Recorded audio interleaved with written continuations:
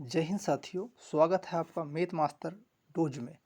तो आज की क्लास परसेंटेज की होने वाली है और आज हम परसेंटेज के क्वेश्चनों को सॉल्व करेंगे इस क्लास में। तो क्लास को प्रारंभ करने से पहले मैं बता दूं कि यह क्लास किन किन एग्ज़ामों को कवर करती है या किन किन एग्ज़ामों के लिए सफिशिएंट होगी। तो सबसे पहले हम देखते हैं मध्य प्रदेश में सबसे पहले मध्य प्रदेश फॉरेस्ट गार्ड के लिए, उसके बाद में मध्य प्रदेश पुलिस के लिए, मध्य प्रदेश में जेल प्रहरी के लिए, और एसएससी की बात करें तो SSC GD, SSC MTS, SSC CHSL और रेलवे के उन सभी एग्ज़ामों को कवर करती है। कहने का तात्पर्य यह है कि सेंट्रल गवर्नमेंट के या स्टेट गवर्नमेंट के कोई भी एग्ज़ाम जिसमें मैथ्स पूछी जाती है उन सभी एग्ज़ामों को यह क्लास कवर करती है। तो आज हम बात करते हैं परसेंटेज के। तो आज के क्लास के पहले क्वेश्चन पर नज़र डालते हैं और देखते हैं पहला क्वेश्चन। तो पहला क्वेश्चन इस प्रकार से है। पहला क्वेश्चन ये बोलता है आज की क्लास का कि एक शहर के 2500 निवासियों में 70% मेल है। तो 70% यदि मेल है तो कोई भी संख्या अपने आप में 100% होती है।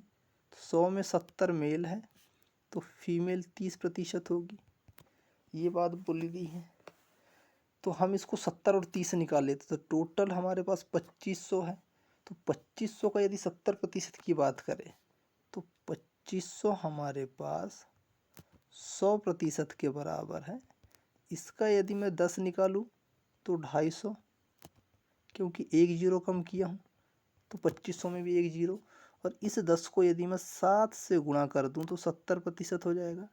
उसी प्रकार मैं 250 को 7 से गुणा कर दूं तो 25 सात होता हमारे पास 175 और एक जीरो का एक जीरो। तो इस तरीके से जो मेल है वह हो जाएंगे हमारे पास 1750। और 2500 में यदि 1750 को घटाता हूँ मैं तो 750 जो संख्या है वह फीमेल की आ जाएगी। तो इस तरीके से हमारे पास मेल की संख्या 1750 और फीमेल की संख्या 750 आ गई।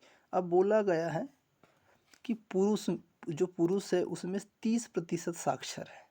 तो यदि 1750 मेल है उसमें से 30% साक्षर है तो 1750 जो है वो कितने के बराबर हो जाएगा? अब 100 के बराबर हो जाएगा मेल का। तो इसका 30% तो 10% क्या हो जाएगा? 175।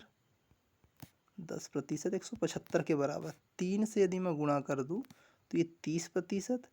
तो 175 में मैं 3 से गुणा करूंगा क्योंकि 10 में 3 से गुणा किया गया है। तो 3 5 15 की 5 हाथ का 1, 3 7 21 और 1 22, 3 का 3 और 2 5। तो 525 है। 1750 में 525 साक्षर पुरुष है। अब क्वेश्चन ये बोल रहा है कि सभी निवासियों का 30% साक्षर है, अर्थात 2500 का 30%। तो 2500 का 30% कितना हो जाएगा? 750। 750 साक्षर है। इस 700 में से मेल तो हो गए 525। तो 525 मेल है और बाकी फीमेल है। तो देखते हैं हम फीमेल को कि कितनी फीमेल है। अब 750 में से 525 तो हमारे पास आ गए मेल। तो यदि मैं 750 में से 525 को यदि घटाता हूँ तो 225 जो संख्या है मेरे पास वह फीमेल की होगी, साक्षर की। और फीमेल की संख्या कितनी? 750। यदि मैं 750 के 225 की बात करता हूँ तो कहने का तात्पर्य ये है कि यदि मेरे पास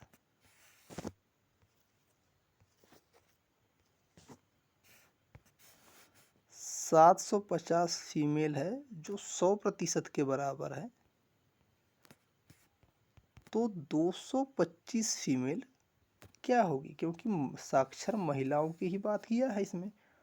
तो हम देखते हैं कि 750 100 है तो हम बात करते हैं 75 कितना हो जाएगा? 10%। और इस 75 का ये 225 कितना है? तो 3 गुना है, अर्थात 10 में भी 3 गुना कर दिया जाएगा। तो इस तरीके से हमारे पास 30% निकल कर आ जाएगा। तो महिलाएं कितनी पास हुई है? 30%, जो ऑप्शन में नहीं दिया गया है। देखते हैं अगले क्वेश्चन को। अगला क्वेश्चन ये बोलता है कि चावल के मूल्य में 25% की वृद्धि होने से एक क्रेता 400 रुपये में 4 किलो चावल कम खरीद रहा है। कहने का तात्पर्य है कि यदि चावल के मूल्य में वृद्धि होगी तो चावल कम खरीदा जाएगा उतने ही पैसे में। हाँ, यदि ज़्यादा पैसे देगा तो बराबर आ जाएगा जितना पहले खरीदता था, यदि उतना ही पैसे देगा तो कम खरीदेगा। तो यहाँ जो बोला गया है कि 25% की वृद्धि होगी तो 4 किलो कम चावल खरीदा जाएगा। यदि मैं इसको 100 बना लूँ 25% को, तो 4 से गुणा करना पड़ेगा, तब जाके 100% होगा। कोई भी संख्या अपने आप की 100 होती। तो 4 यहाँ गुणा किया तो 4 से यहाँ गुणा करूँगा तो 16 kg हो जाएगा। तो 100 बराबर 16 kg, जिसका मूल्य कितना है? 400 रुपये। कितने kg का? 16। तो इंटू 1 करेंगे, मतलब 1 kg का हम मूल्य देख लेंगे। तो 16 दूनी 32 बचा 8, 16 पंचे 80। तो इस तरीके से 25 रुपये kg हमारा निकल कर आ रहा। अब वह पूछ रहा है बढ़ा हुआ मूल्य तथा वास्तविक मूल्य ज्ञात कीजिए। तो हमारे पास ऑप्शन में दिया हुआ है, ये जो आया हमारे पास ये निकल कर, ये हमारे पास है बढ़ा हुआ मूल्य। तो ये देखिए ऑप्शन नंबर डी में बढ़ा हुआ मूल्य 25 और 20 दिया है जो उसका वास्तविक मूल्य रहा होगा। तो इस तरीके से इस क्वेश्चन का जो आंसर है 25 रुपये और 20 रुपये आ जाएगा। देखते हैं अगले क्वेश्चन को। अगला क्वेश्चन इस प्रकार से है। अगला क्वेश्चन ये बोल रहा है कि एक वस्तु की कीमत 30% कम कर दी गई है। कोई भी संख्या अपने आप में 100% होती है, इसका 30% कम कर दिया गया, अर्थात 70 कर दिया गया। अब पहले वाले मूल्य पर वापस जाने के लिए कितने प्रतिशत बढ़ाना पड़ेगा? अर्थात 70 से 100 तो 30 जाएंगे, और किस से जा रहे हैं? 70 से इंटू 100। हमने देखा था कि फ्रैक्शन को किस प्रकार से लिखा जाता है, अर्थात इस 0 से 0 कट जाएगा तो फ्रैक्शन हमारे पास आया क्या? 3/7। और 3/7 का जो मूल्य होता है 82.85% होता है, जो ऑप्शन नंबर डी पर है। तो इस तरीके से फ्रैक्शन से भी हम क्वेश्चनों को सॉल्व आसानी से कर सकते हैं। देखते हैं अगले क्वेश्चन को। अगला क्वेश्चन ये बोल रहा है यदि किसी आयत की लंबाई में 40% की वृद्धि की जाए तब चौड़ाई को कितने प्रतिशत घटाना पड़ेगा? हम लंबाई और चौड़ाई को ना देखते हुए सिर्फ हम एक ही चीज़ लेते हैं। कहने का अर्थ ये है कि कोई लंबाई 100 रही होगी, 40 की वृद्धि किया अर्थात 140 हो गया। अब वो बोल रहा है कि यहीं आना है, तो घटेगा कितना? 40 कितने पर? 140 पर। 0 से 0 कैंसिल, 2 से काटा तो 2 बार में 4 और 14, 7 बार में तो फ्रैक्शन निकल कर आया कितना? 2/7। और 2/7 को हम लिखते क्या हैं? 28.56। तो इस तरीके से हम फ्रैक्शन से भी क्वेश्चन को कर सकते हैं। ऑप्शन नंबर ए होगा इसका आंसर। देखते हैं अगले क्वेश्चन को। अगला क्वेश्चन ये बोल रहा है कि एक वर्ग का क्षेत्रफल 96% बढ़ जाए। वर्ग का मतलब भुजा समान होती है दोनों की, और लंबाई गुणी चौड़ाई बराबर क्षेत्रफल। तो हम 10 मान लेते हैं लंबाई, और चौड़ाई भी 10। तो इस तरीके से हमारे पास क्या जाएगा आंसर? 100%। अब बोल रहा है कि क्षेत्रफल में 96, मतलब पहले तो 100 था, अब 96 बढ़ा तो 196%। कहने का मतलब है तो उसकी भुजा में वृद्धि कितने की हुई है? तो देखिए, यदि हमको क्षेत्रफल से भुजा निकालना है तो क्षेत्रफल को अंडर रूट के अंदर ला लिया जाता है, जिससे भुजा का मान आ जाता है। तो यहाँ से a बराबर क्या आ गया? 10। उसी प्रकार से इस 196 को हम अंडर रूट के अंदर लाएंगे तो नई भुजा का मान आ जाएगा। तो a बराबर अब कितना हो जाएगा, 196 किसका वर्ग है, तो 14 का। तो पहले 10 थी भुजा, अब 14 हो गई, अर्थात 4 की वृद्धि हुई कितने पर, 10 पर। तो इसको हम काट देते हैं, 2 दूनी 4 और 2 पंचे 10। तो 2/5 का अर्थ क्या होता है, 40%। तो यहाँ पर 40% की वृद्धि हुई है। देखते हैं अगले क्वेश्चन को। अगला क्वेश्चन है कि यदि एक भिन्न के अंश को 15% बढ़ा दिया जाए तो वास्तव में संख्या कितनी होती है, 100%। 100 में 15% अंश में बढ़ा देंगे तो 115 हो जाएगा। और हर को 8% कम किया गया, अर्थात 100 से 8 गया तो 92%। तब वह संख्या बोल रहा है कि 15/16 हो जाती है, तो उसका वास्तविक बोला गया है। तो हम देखते हैं कि किस तरीके से इसको काट सकते हैं।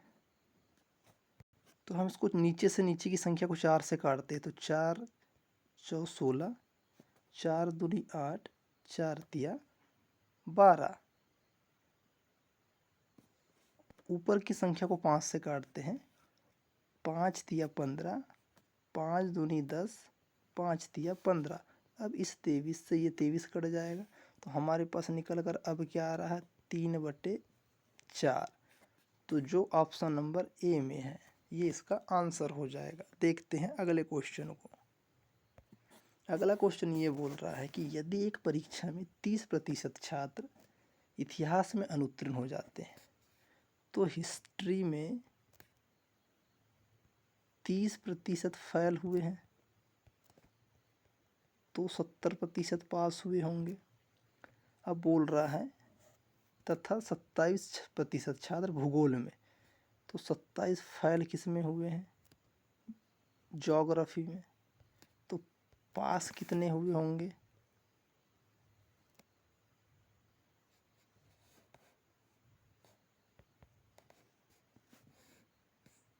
73%।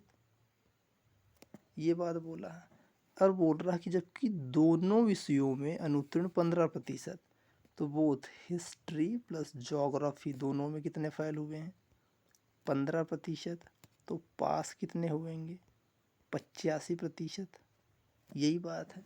तो इस क्वेश्चनों को हम वेन डायग्राम की सहायता से समझने की कोशिश करते हैं। तो देखते हैं वेन डायग्राम के तरीके से। तो वेन डायग्राम हम सबसे पहले देखते हैं, या तो पास का बनाएंगे या तो फेल का। तो हम बना लेते हैं फेल का, क्योंकि हमारे पास फेल का डाटा है। तो वो बोल रहा है कि हिस्ट्री में, तो हम देखते हैं कि ये हिस्ट्री का डायग्राम है। तो हिस्ट्री के डायग्राम में टोटल फेल कितने हुए हैं, 30%। अब बोल रहा है दोनों में, हिस्ट्री और ज्योग्राफी। तो हिस्ट्री और ज्योग्राफी को हम दोनों को यहाँ से कर देते हैं। तो ज्योग्राफी कितने फेल हुए हैं, तो 15%। हिस्ट्री का भी एरिया यहाँ से पड़ रहा है और ज्योग्राफी का भी, तो 15%। अब ज्योग्राफी में 27। तो यहाँ सोचने वाली ये बात है कि जो हिस्ट्री में फेल हुए थे वो हिस्ट्री का एरिया ये पूरा था, परंतु यहाँ जो देखिए ये कुछ एरिया ज्योग्राफी का पड़ रहा है जहाँ पर 15% हुए हैं। मतलब ये वाला जो एरिया है हिस्ट्री का, यहाँ पर ये टोटल एरिया में 30 था, परंतु ये वाला एरिया इसका सिर्फ और सिर्फ हिस्ट्री का है।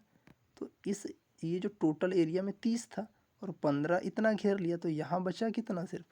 तो सिर्फ और सिर्फ हिस्ट्री की बात करें तो यहाँ 15% फेल हुए हैं।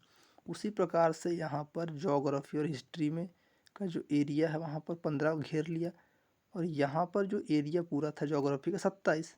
तो 27 में से 30-15 को निकाल देते हैं तो बचता हमारे पास क्या है, 12%। तो ये 12% सिर्फ और सिर्फ ज्योग्राफी का हो जाएगा। तो सिर्फ और सिर्फ हिस्ट्री में कितने फेल हुए, 15, सिर्फ ज्योग्राफी में 12, और दोनों में मिलकर कितने हुए, 15। तो इस तरीके से हमारे पास 42% छात्र टोटल मिलाकर फेल हुए हैं। और छात्र संख्या होती कितनी है अपने आप में, 100%।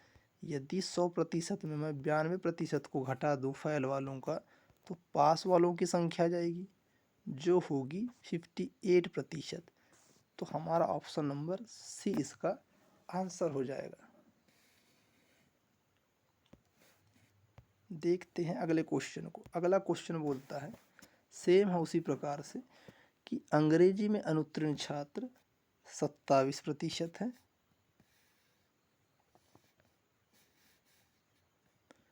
और गणित में 38 है, और दोनों में कितने हैं तो 19। तो 19% छात्र दोनों में है।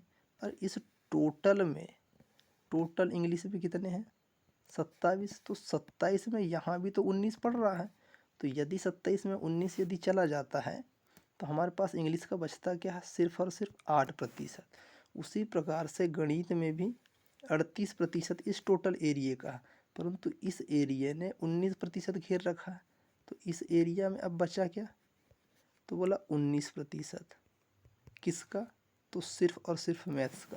तो इस तरीके से 8% इंग्लिश का, 19 दोनों का, और 19% हो जाता है किसका, मैथ का, जो फैल में आते हैं। तो इस तरीके से 19 दूनी 38 और 8 46% विद्यार्थी फैल हैं। तो पास कितने होंगे, 100 में से हम 46% फैल को घटा देते हैं तो हमारे पास निकल कर कितना आता है 54% पास वालों का, जो ऑप्शन नंबर ए पर है। चलते हैं अगले क्वेश्चन की तरफ। अगला क्वेश्चन बोलता है कि एक परीक्षा में 1500 बॉयज़ है और 300 गर्ल है। 70% लड़के और 30% लड़कियां पास हुई है। जो विद्यार्थी अनुत्तीर्ण हुए उनका प्रतिशत बताना। तो यदि लड़कों में 70% पास हुए हैं तो 30% फेल हुए होंगे। उसी प्रकार से लड़कियों में यदि 30% पास है तो 70% फेल हुई होगी। और हमको बताना किसका है प्रतिशत, अनुत्तीर्ण का, मतलब फेल का।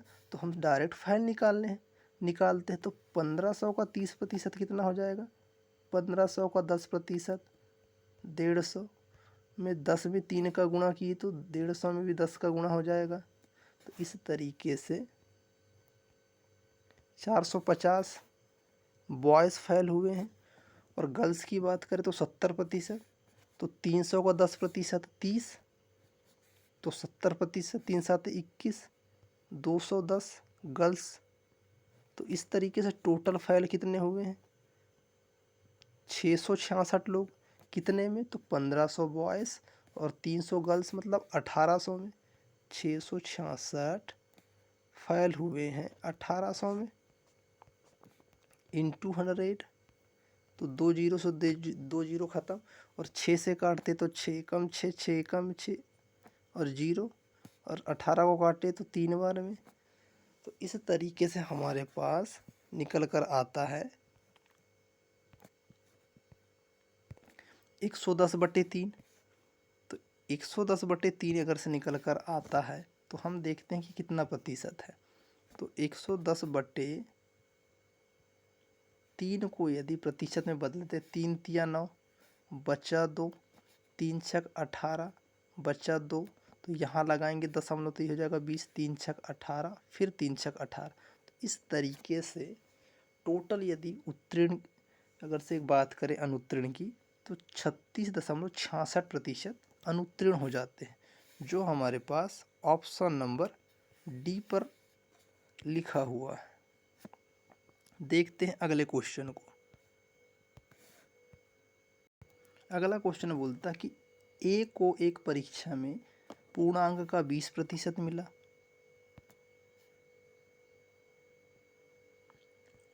तथा वह 10 अंकों से अनुत्तीर्ण हो गया। कहने का तात्पर्य ये है कि 20% प्राप्त हुआ और यदि और 10 अंक मिल जाते तो ये पास हो जाता। मतलब 10 अंक को हम यदि जोड़ दें 20% में तो वो पास हो जाएगा। उसी प्रकार से बोल रहा है कि बी को पूर्णांक का 50% प्राप्त हुआ और वह 20 अंकों से उत्तीर्ण हो गया, मतलब 20 अंक अधिक मिले। अर्थात मैं इस 50% में 20 अंक को कम कर दूं तो वह प्रतिशत आ जाएगा जिसमें पास होने का बताया गया है। तो इस तरीके से हम देखते हैं कि इस 20% को हम बराबर के इधर करते हैं तो 50 में से 20 यदि जाएगा तो हमारे पास 30% हो जाएगा, और इस 10 अंक में ये माइनस का 20 बराबर के इधर आएगा तो हो जाएगा ये। तो इस तरीके से 30 अंक बराबर 30% हो जाएगा। तो 1 अंक बराबर 1%। और पास उसने बोला कि परीक्षा का उत्तीर्ण अंक ज्ञात कीजिए। तो देखिए यहाँ पर 1 अंक 1% के बराबर, तो पास जो फेल हुआ था उसको 20% अंक मिले थे, अर्थात 20 अंक मिले होंगे, और वह कितने अंकों से फेल हुआ था? 10।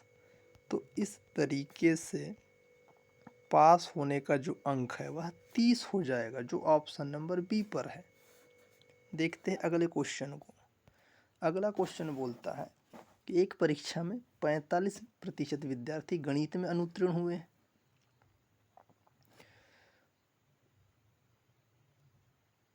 और 30% अंग्रेजी में तथा 15% दोनों में।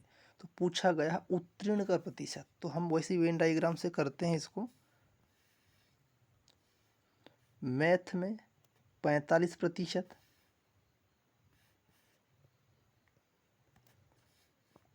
फेल हुए हैं, दोनों में फेल हुए हैं संख्या छात्रों की है 15%, और अंग्रेजी में हुए हैं 30%। यदि इंग्लिश में 30% छात्र हुए हैं तो ये देखिए डायग्राम दोनों का पड़ता 15 का, तो सिर्फ 15% होंगे इंग्लिश में, क्योंकि ये 15 और ये वाला 15 इसको भी मिलाएंगे तब तो 30 होगा।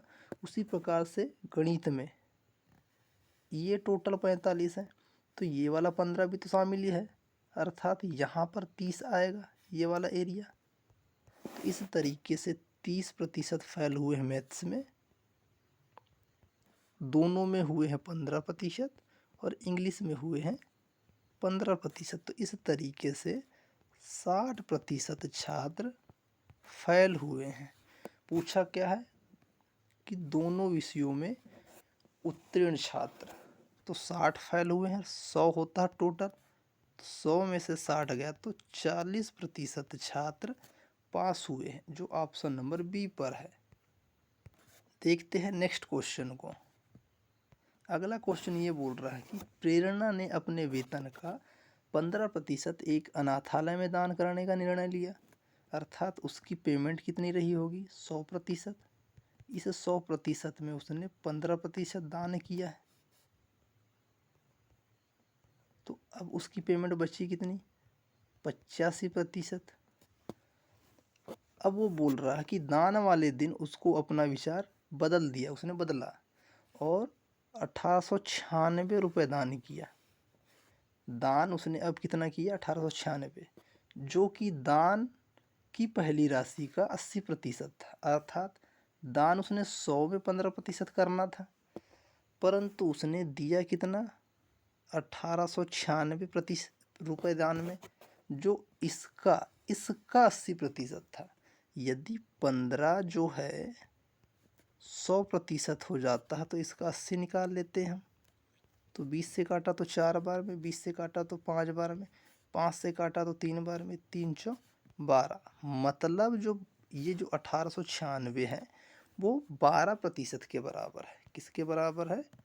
12% के बराबर है। तो यहाँ से अब हम निकाल लेंगे क्वेश्चन को कि 1896 रुपये जो दिया है वास्तव में किसके बराबर है? 12% के बराबर है। तो उसकी आय कितनी होगी? तो आय 100% होगी, यही बात है। तो हम यहाँ से देखते हैं, तो 12 से तो हम काटते हैं इसको 4 से, तो 25 बार में कट जाएगा 100 और 12 कट जाएगा 3 बार में। अब इस 3 से काटते हैं, 3 छक 18, 3 तिया 9 और 3 दूनी 6। अब आएगा हमारे पास 632 गुणा 25, तो इसको देखते हैं। 25 दूनी 50 की जीरो हाथ का 5, 25 दिए 75 और 5 80 की जीरो हाथ का 8 और 25 छक्के 150 और 8, तो इस तरीके से 158, तो 15,800 रुपये उसकी आय थी, जो हमारे पास ऑप्शन नंबर सी पर है। तो इस तरीके से आज की क्लास में जो क्वेश्चन डिस्कस किए हैं वो यहाँ पर समाप्त होते हैं और आज की क्लास हम यहीं तक रखते हैं। अगली क्लास में ऐसे ही कुछ महत्वपूर्ण क्वेश्चनों को लेकर आएंगे। जब तक के लिए नमस्कार, जय हिंद। यदि क्लास अच्छी लगे तो प्लीज़ ज़्यादा से ज़्यादा लाइक करें और क्लास को शेयर करें, और यदि किसी भी प्रकार का डाउट होता है तो कमेंट बॉक्स में प्लीज़ टाइप करें। जय हिंद, जय भारत।